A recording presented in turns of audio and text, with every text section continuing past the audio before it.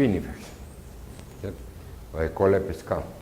Un mundo de cristales, como yo coger, todos los cristales de olivino son así, largos, ¿cierto? Cuando yo los cojo, a partir de un centro de nucleación y los cojo acá, ¿qué sucede? Estos son muy densos, pero supongamos que estos son espigas de trigo. Cuando yo las cojo aquí, cada una hace esto, ¿cierto? Cada una coge por un lado. Entonces queda un punto común y ya en la parte de arriba ramificado. Eso es lo que llama Stur spinifex, donde estos cristales son de olivino y lo que me queda acá, ¿por qué son rocas volcánicas? Porque todo lo que yo tengo acá es vidrio. Vidrio de composición ultra básica, menos de 40% de sílice, un mundo de características. Cuando yo cojo la roca como un todo, me da que tiene más de 18% de MgO.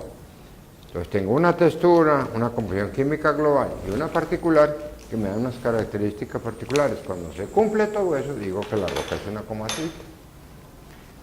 Resulta que hasta ese momento, todas las comatitas descritas en el mundo estaban en zonas continentales. No había ninguna comatita en un ambiente oceánico y sigue siendo la única ocurrencia de comatita en una zona insular. La única.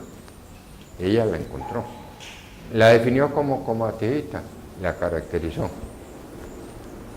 Desafortunadamente, había un señor de apellido Ganser, alemán, de la escuela alemana, que en la década de los 50, o sea, 25 años atrás, había trabajado la isla de Gorgona y había publicado una serie de artículos sobre Gorgona. A través de la universidad donde trabajaba, donde estudiaba Lina, cuando vieron todo esto y ella empezó a comentar su hallazgo, llamaron a este señor, que era el único que había publicado a nivel mundial algo sobre Gorgona, y le comentaron. Entonces este tipo se quedó boquiabierto. Pero, como siempre, buscamos la trampa, ¿cierto? Ese señor estaba todavía en la Universidad de Stuttgart, en Alemania, y tenía todas las muestras que él había tomado de Gorgona.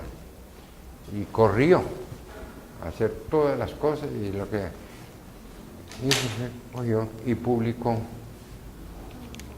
el artículo sobre Gorgona, de las comatitas de Gorgona. Pero todo el mundo sabe exactamente cuál fue la realidad, y aunque en la literatura no es la primera mención a las comatitas de Gorgona, sí es el trabajo de Lina el que fundamenta todo eso, porque viene la segunda parte. Él no tenía geocronología.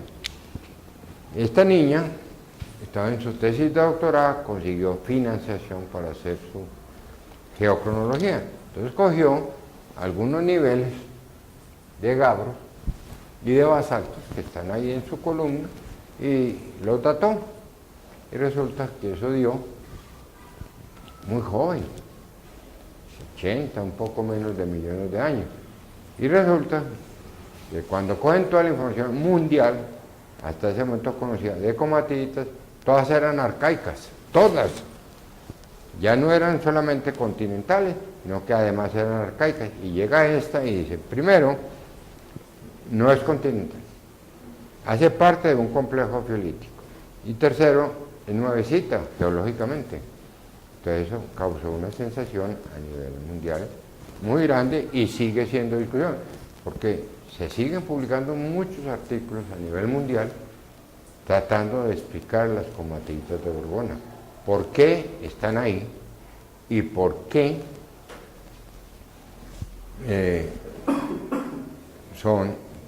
están en un ambiente oceánico, y segundo, porque son cretácicas.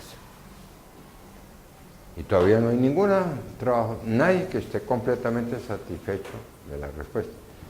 Y después todo esto se complica cuando Juan José Estrada, también lo habían debido mencionar, hace su tesis de doctorado y hace un trabajo de paleomagnetismo sobre Gorgona. Y oh sorpresa, 2.800 kilómetros al sur se formó. Humberto, pero en las conclusiones él dice que no, o sea, que geoestadísticamente sus datos no son concluyentes fiables para... No, sí, pero ¿por qué? porque es una cosa tan rara y tan difícil de entender, porque no hay una... Si yo tengo la respuesta, meto la mano al fuego y me quemo con ella. Pero cuando yo digo, tengo que buscarle los peros. Y como hablamos aquí, es que en geología 2 más 2 no es 4.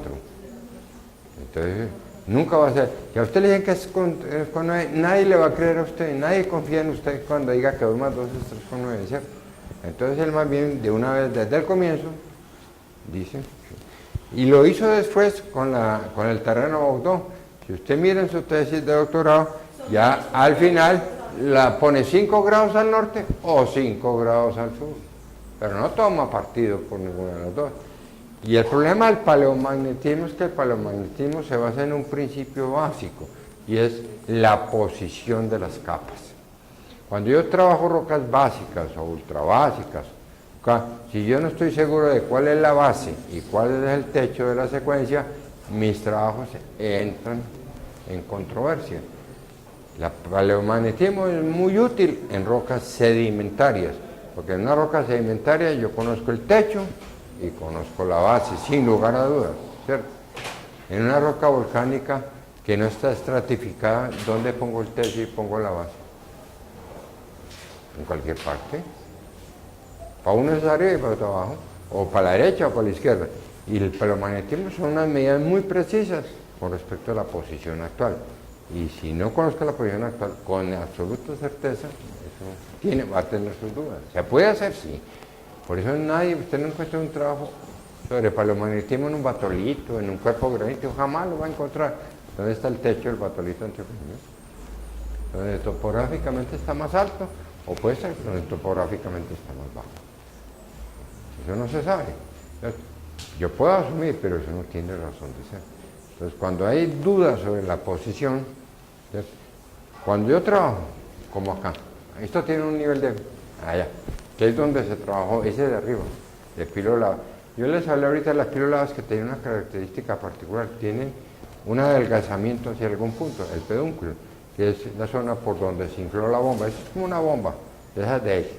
Eso usted la coge irregularmente y la infla y eso la suelta. ¿Qué es lo que hace?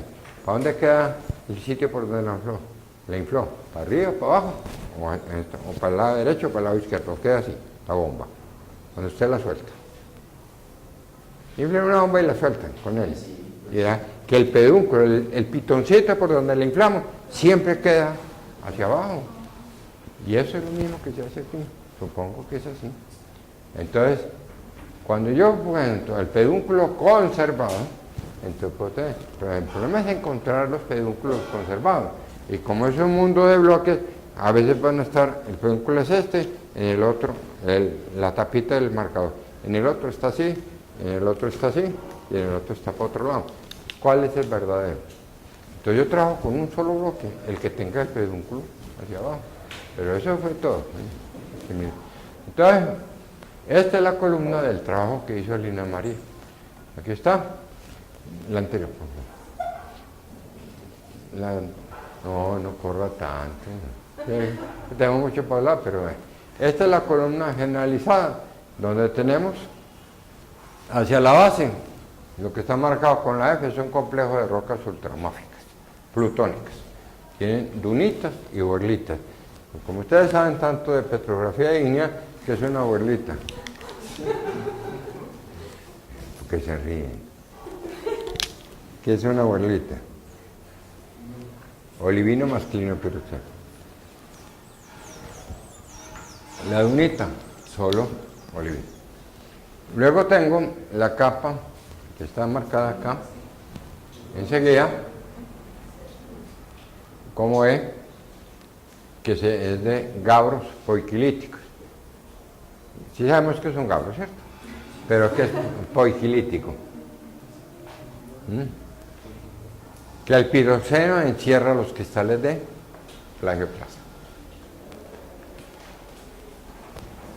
Luego tengo una disminución en el trabajo del grano, disminución.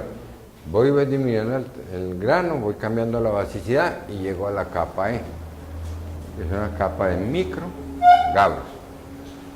Si quisieran, les podríamos llamar diabases, ¿cierto? O sea, voy disminuyendo el tamaño del grano y voy pasando de una roca que tiene solamente olivino a unas que tienen olivino con clinopiroxeno, a unas que tengo plagioclasa, reemplazando piroxeno y vincal. Voy disminuyendo la cantidad de máficos y voy subiendo la cantidad de plagioclasa y voy cambiando el tamaño del grano. Llegamos a la parte más bonita. Es encima del complejo volcánico plutónico básico, tengo unos niveles de comatitas, o sea, rocas volcánicas ultra básicas, las únicas que hay, caracterizadas por una textura, por un contenido de magnesio y por una composición química global. Menos de 40% de sílice, más de 18% de MgO y textura spinifex. Y origen volcánico incuestionable cuando yo encuentro vidrio volcánico. Encima de eso tengo la capa B, que son unos basaltos con estructuras filo, que me indica que todo esto tuvo un origen oceánico, ¿cierto? Y que tienen 86 millones de años, ¿cierto? Que están concordantes, están en la misma secuencia con lo otro, por lo tanto deduzco que la edad de las comatillitas es la misma. Y encima tengo algo que me confirma todas mis edades y todo, porque tengo unos niveles de TOA que tienen unos paqueticos sedimentarios. Y en esos paqueticos sedimentarios hay inoceromus o inoceramus, como se diga, que son de Cretácico superior. Entonces, tengo una secuencia muy clara, poco disturbada tectónicamente, porque esto lo pueden ver ustedes en varios sitios, con un grave problema. Miren ustedes que aquí las pilolavas ya estaban poquitas, ¿cierto? Esto era muy grande, aquí había unos... Hoy en día esto se ha reducido casi a nada. ¿Por qué? Porque todo el señor que iba allá se traía una colección de bloques de allá. Dato único en el mundo, yo me llevo un pedacito, y otro llamaba un pedacito, el otro llamaba un pedazote, el otro llevaba medio afloramiento, hasta que fue declarado por fin parque natural y no se puede sacar absolutamente nada, ¿no? Entonces, ni roca, ni flora, ni fauna. Antes, todo el mundo no puede sacar nada, pero todo el mundo decía, roca, sí, roca sí puedo sacar. Es que aquí lo que se no puede sacar es los animalitos, ni las maticas, ni nada. Y las roquitas sí se iban, ahora nada. Ahora les esculcan a usted totalmente y no puede sacar ningún bloque. Esta es la columna. Sobre esta sección, basado en esas pilolavas, Estrada, la siguiente, por favor.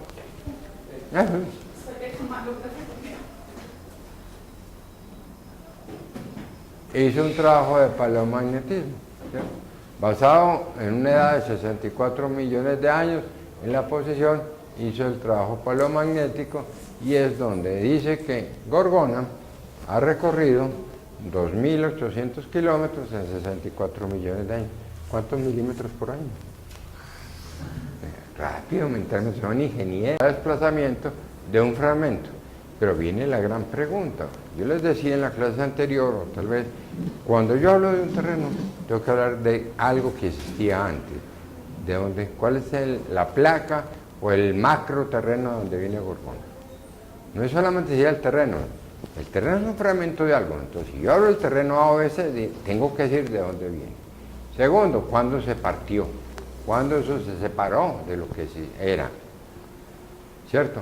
Como dirían hoy en las parejas, ¿cuándo se divorciaron? ¿Cuándo se conocieron y cuándo se divorciaron?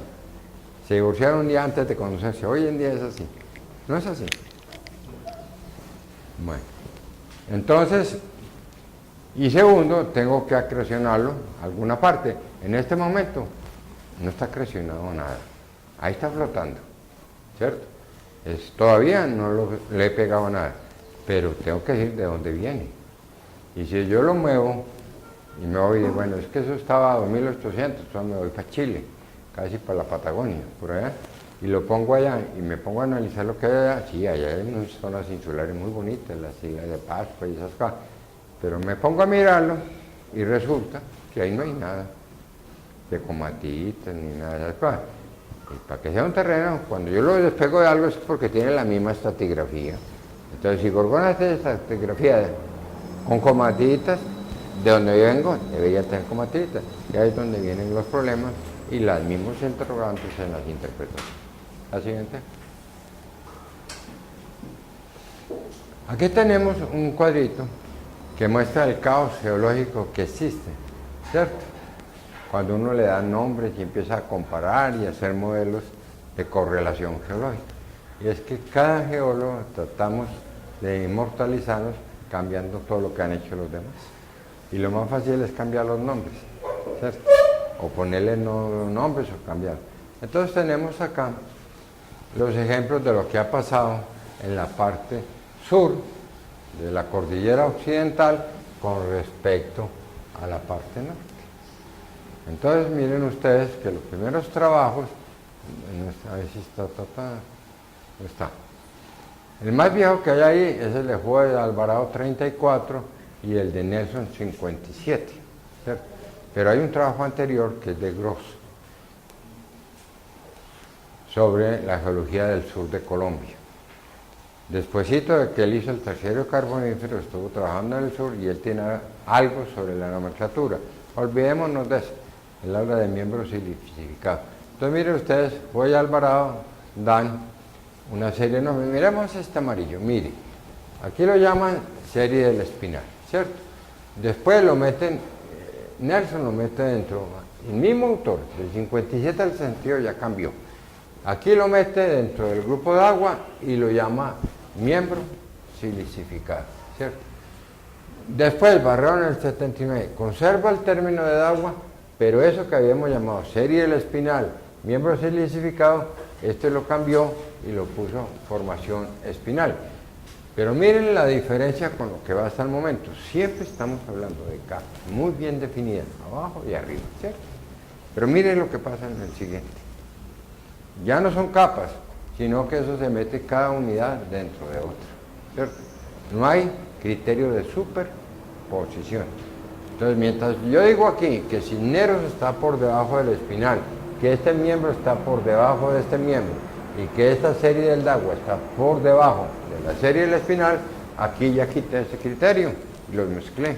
O sea, de unas secuencias que eran netamente estratigráficas, sedimentarias, lo pasé a unos criterios completamente tectónicos.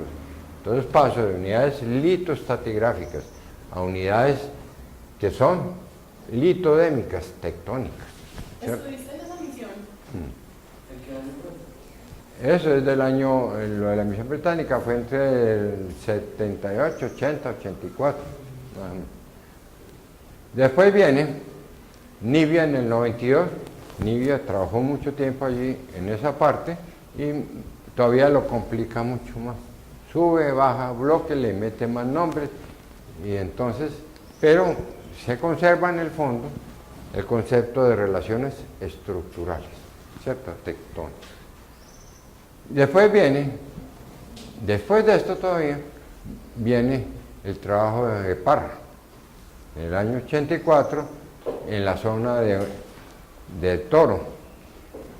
Toro está en los límites de Risaralda y Valle, sobre el flanco de la oriental de la occidental.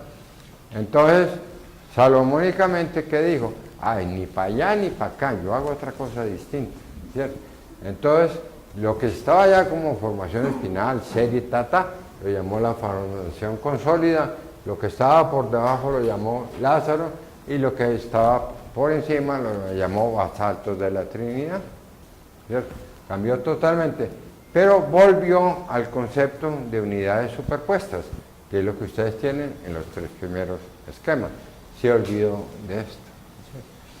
Y vamos a la parte norte de la cordillera, donde hay una combinación de factores, ¿cierto? Esto que es interdigitación de unidades, que puede ser estratigráfica o tectónica, y una unidad predominante que es volcánica. Barroso, Nutibara Urrao, como parte del... Y luego hacemos formación Penderisco, formación Barroso, y un concepto nuevo del grupo Cañas Rosas. Lo que yo quería mostrar y tocar es la posición completamente contraria entre la más norte y cualquiera de las otras. La más de la derecha, o sea, lo que estamos utilizando en Antioquia. Miren que en todas estas, la formación volcánica o rocas volcánicas están por encima, estratigráficamente, de los sedimentarios, ¿cierto? Miren que aquí no. Aquí es claro que la base de todo esto es un piso oceánico, sobre el cual se deposita coetáneamente dos unidades, una cerca del continente y otra lejos del continente. El Urrao, una secuencia areno-arcillosa turbidítica; el Nutibara, una secuencia tipo flis, o sea, una cerca al continente, la otra aguas adentro, pero por encima del nivel de compensación del carbonato de calcio. Estos son los esquemas de la cordillera occidental. ¿Cuál tenemos enseguida? Vamos a descansar 5 minutos. Bueno, esta es la posición, lo que se llama un mapa paleogeográfico. Un mapa paleogeográfico se construye con base en los afloramientos, en los límites de las unidades, en un determinado momento de la evolución. Este es el mapa paleogeográfico de finales del Cretácico para el territorio colombiano. Y muestra... ¿Ah? ¿Eso es de cuál autor? Esto es de Tallo Cediel Cáceres. Del 2000. Del 2000. Pero ese trabajo, ese es el problema de la geología. Fue publicado en el 2000, pero ¿sabe cuándo fue hecho ese trabajo? Eso fue hecho en la década de los 60, 70. Lo que pasa es que este trabajo se lo vendieron a todas las petroleras. Todas las petroleras compraron este trabajo. Ya cuando todo el mundo lo tenía, se lo dieron a Ingeominas. Y Ingeominas lo publicó.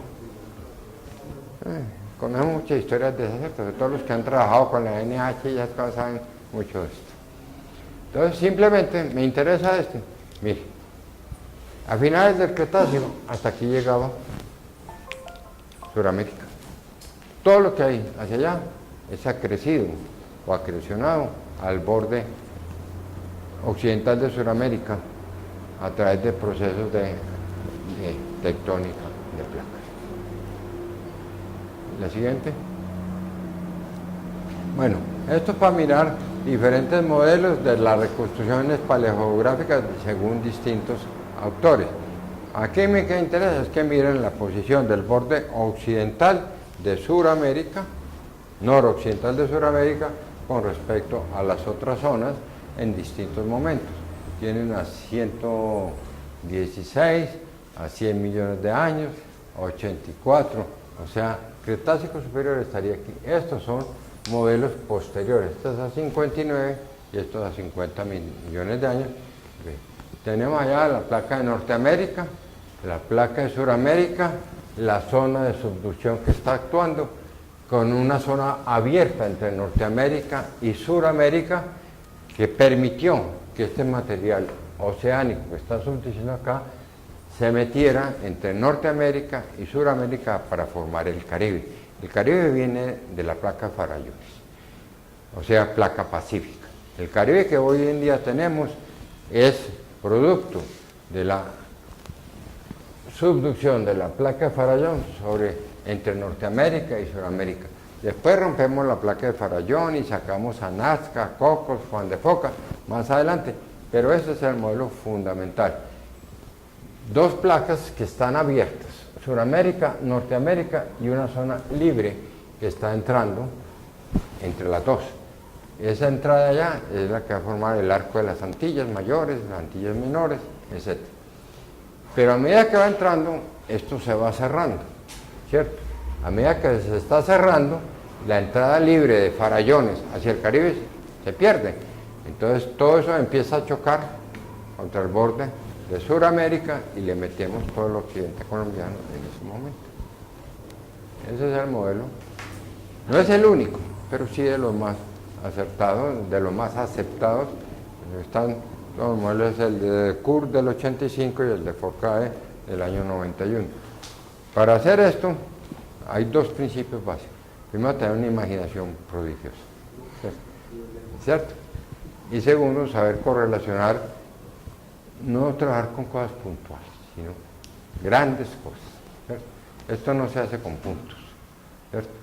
Y si ustedes miran ahí, miren los distintos bloques, la placa de Farallón, son tres cosas, una serie de bloques flotando entre Norteamérica y Sudamérica y una placa grande, Farallones metiéndose entre Norte y Sudamérica. Pero a medida que yo voy cerrando esa entrada, se va dificultando la entrada y se tranca. Cuando se tranca, Farallones, que era una sola, se parte, porque ya no está empujando libremente, hay unos esfuerzos internos muy grandes que parte a Farallones en tres placas. La más norte, que es Juan de Foca, entre Norteamérica y Canadá, el bloque Cocos, que está entre Norteamérica y Sudamérica, y la que está entrando con nosotros, que es la placa de Nazca. Humberto, aclárame una cosa, ¿Pindel se basa en ellos o ellos se basan en Pindel? Un momentico. Pindel se basa en todo lo que hayan hecho los demás. Él no hace nada. Perdóneme la expresión. Usted sabe por qué él se lo dijo, ¿cierto? Entonces, usted trabajó con la industria del petróleo y sabe que él es, perdóneme la expresión, un vivo de la geología. Entonces, él y su grupo de trabajo, no lo excluyo a los otros que trabajan con él, ese, Víctor Ramos, etcétera, usted que los conoce más, ya sabe a qué me refiero. Como ven ustedes, dos geólogos nos ponemos de acuerdo cuando hablamos de otro, estamos hablando de Pindel. Pindel nunca ha hecho geología en Colombia, jamás, pero todos los colombianos, las grandes empresas del petróleo, se basan en los trabajos de él para modelar las cuencas sedimentarias. Pero hoy en día, por ejemplo, en Ecopetrol ya no. Ya Bueno, ya no, porque ya le conocía. Es que con el tiempo se le va conociendo el cobre a las personas, entonces ahí sí se complican las cosas. Pero tiene discípulos que son igualitos. Sí, pues Agustín Cardona basa todo su trabajo en Pindel. Por eso, Agustín. ¿Usted cree que Agustín aporta algo nuevo? Reinterpreta, hace. Yo digo, el mismo Toussaint. ¿Cuándo Toussaint hizo geología en Colombia? Geología del campo. Un ratón de biblioteca fabuloso. Todo lo que salía en el mundo lo leía. Y lo que salía de la China y lo que sea, cogía y lo aplicaba en Colombia. Entonces, toda la cosa innovadora era porque él cambiaba los sitios geográficos en base a qué, a lo que ya estaba publicado. Si usted mira los primeros trabajos de él, están basados en todo el análisis que hay a comienzos de los 70 de la cadena occidental del Franciscan y Caballos y de la zona occidental de Estados Unidos. Y lo corrió y lo puso en el territorio colombiano. Salió la tectónica de placas, todos los modelos los estableció en eso. Cambiaron la tectónica de placas por los terrenos inmediatamente. Si hubiera seguido trabajando, hoy en día estaría modelando todo en base a plumas del manto. Les voy a recomendar un libro muy interesante, que me gusta que lo lean. Por fin Porque, los marcadores. sí, ahorita sí.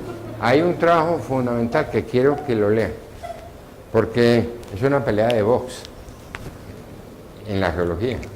Se llama, miren el título. ¿Un documental? Un libro. Ustedes sí saben qué quiere decir esto, ¿cierto? Miren qué pelea tan interesante.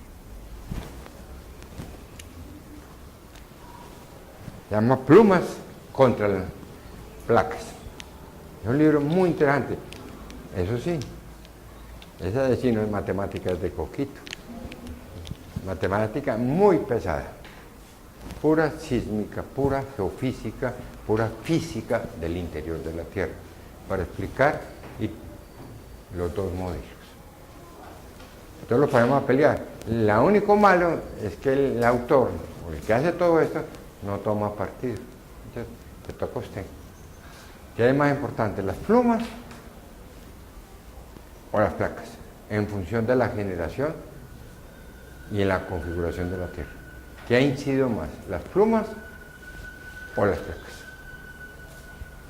Humberto, volviendo acá como a tu pensamiento de considerar entonces el Caribe de origen pacífico, o sea, Sí. alóctono. El Paleocaribe. Paleocaribe. ¿Eso qué quiere decir? el viejo, el primero, que eso se ha ido modificando.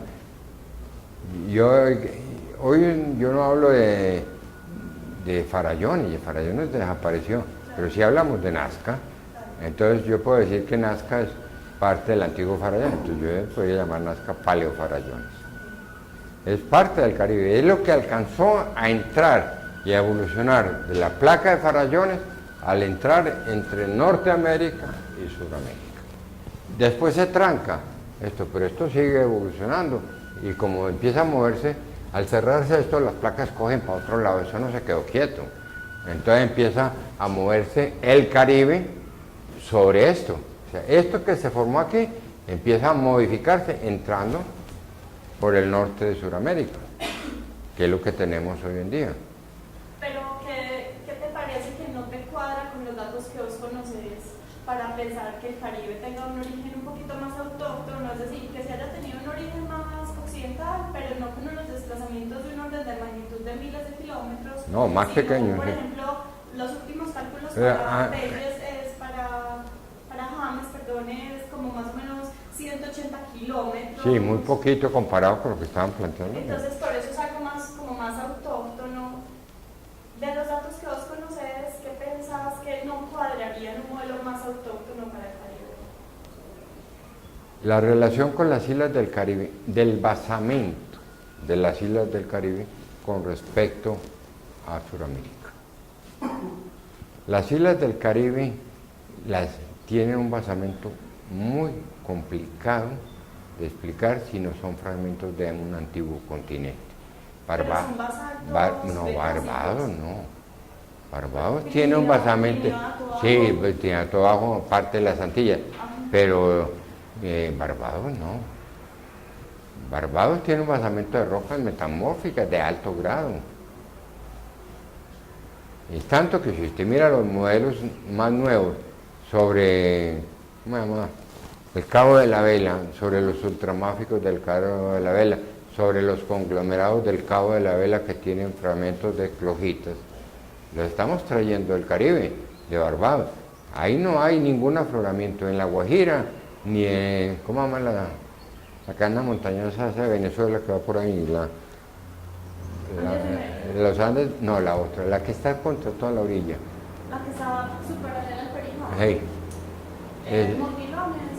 Bueno, tiene algún nombre. Eso, yo comparo eso y busco, a ver, La Guajira, las serranías de La Guajira, no tiene nada que ver con eso. Porque las divide falla o un pilar. Sí, por eso, entonces hay que la divide. Entonces ahí empieza usted a jugar. ¿Qué necesita para que haya terreno? Una falla. Tengo la falla de Osca abajo y tengo la otra falla, la de Cuiza, y empiezo a jugar con ella. Y tengo unas áreas emergidas, que son la serranía de Jarara, Macuira y Castilla, esas zonas. Entonces yo empiezo a jugar con eso y no me cuadra, ni con la sierra, con Colombia, eso no cuadra en ningún momento, ni con la cordillera oriental, ni con la central, eso usted no lo tiene. Claro, pero eso no excluiría la posibilidad que sea más autóctono, porque... No, por eso hay que buscar.